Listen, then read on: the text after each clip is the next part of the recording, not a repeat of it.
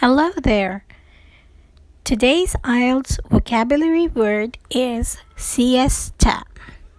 Siesta. S-I-E-S-T-A. Siesta means an afternoon rest or nap, especially one taken during the hottest hours of the day in a hot climate.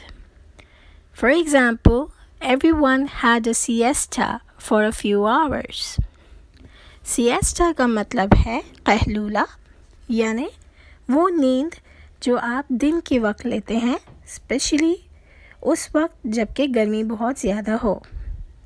इसका इस्तेमाल हम अंग्रेज़ी में इस तरह से कर सकते हैं कि everyone had a siesta for a few hours, यानी हर किसी ने कुछ घंटों के लिए कहलूला किया।